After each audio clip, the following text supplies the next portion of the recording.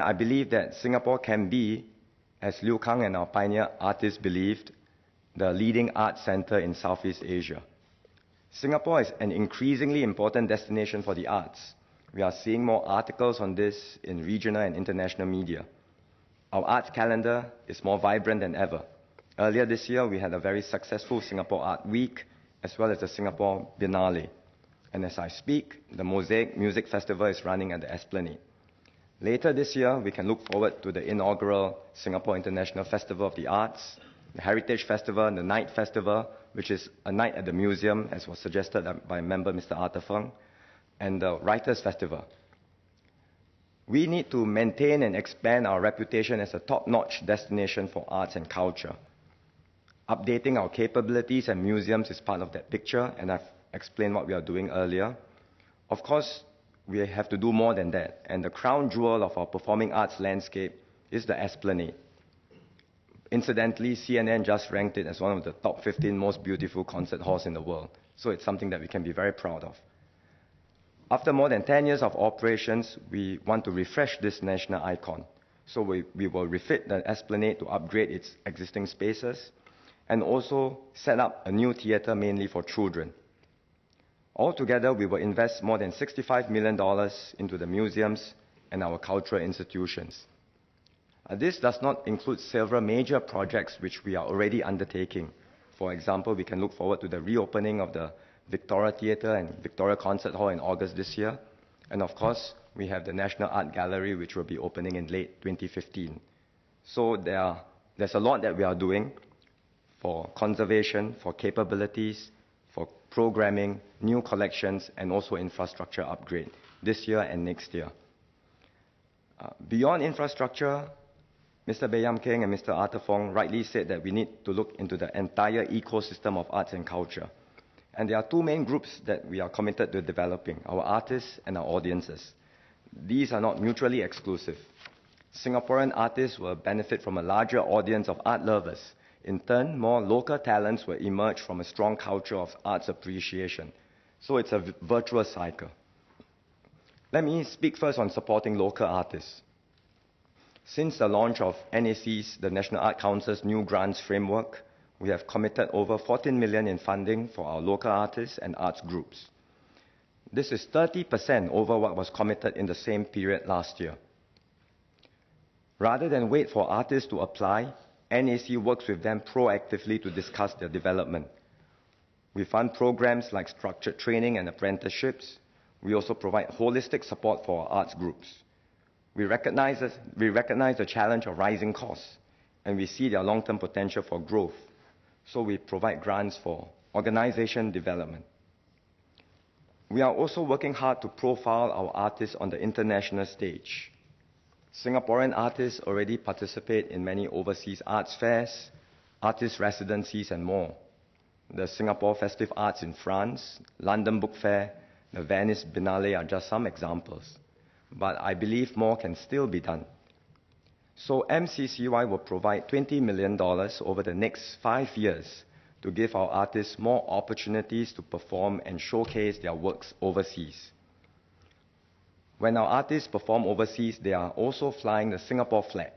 They represent an important part of our efforts in cultural diplomacy. So I believe this additional investment will do more to profile our creative and cultural assets abroad and enhance Singapore's reputation as an arts center.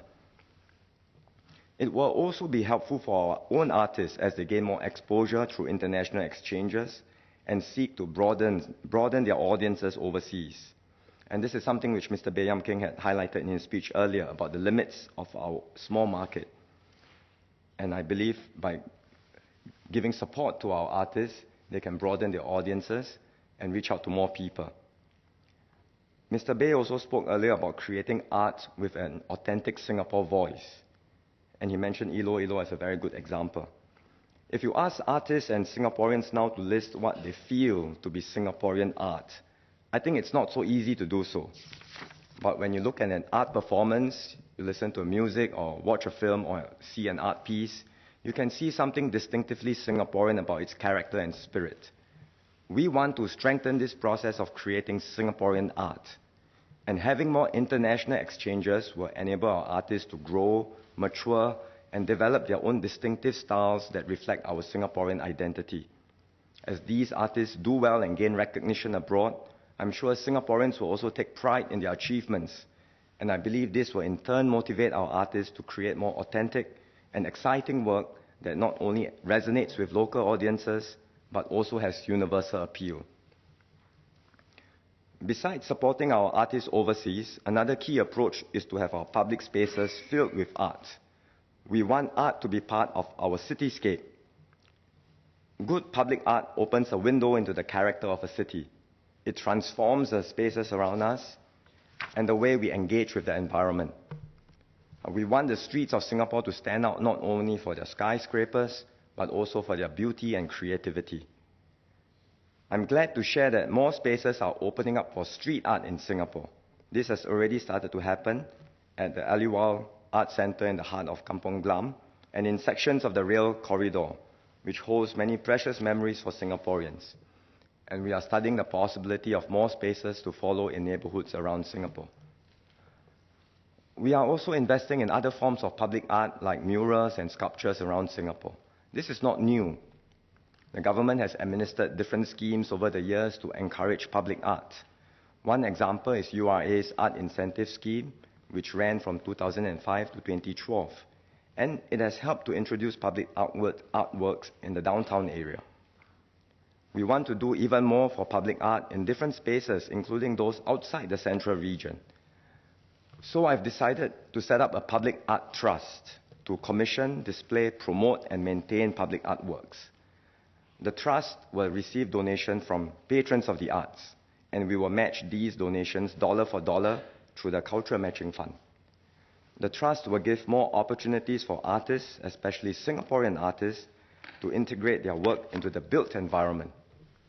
So with this public art trust, I hope we can see more artwork in our public spaces, in our housing estates, in our parks, and even in Changi Airport to welcome both residents and visitors. To start things off, MCCY will provide the trust with $10 million in seed funding. NAC will consult the public on its features before finalizing the scheme by the end of the year. Ms. Janice Koh was rightly concerned about maintenance, and I would like to assure her that the trust will fund the maintenance of the artwork it commissions. And likewise, as she mentioned, detailed plans and budgets for maintenance will have to be submitted during the application process. She also suggested a list of public art in Singapore. We are looking into making the information public for past and current incentive schemes, or for artworks that have been commissioned under past and current incentive schemes. We will certainly do so for the Public Art Trust, and NHB will post information relating to its Public Art Tax Incentive Scheme on its website by the end of this month.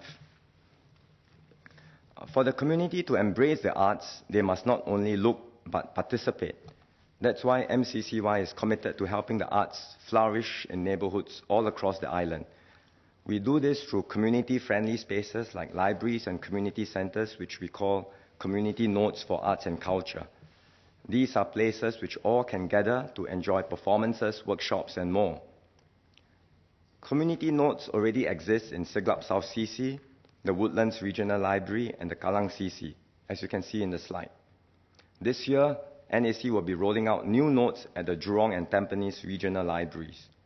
And NAC will continue to work with different partners, both public and private, to identify more nodes around Singapore.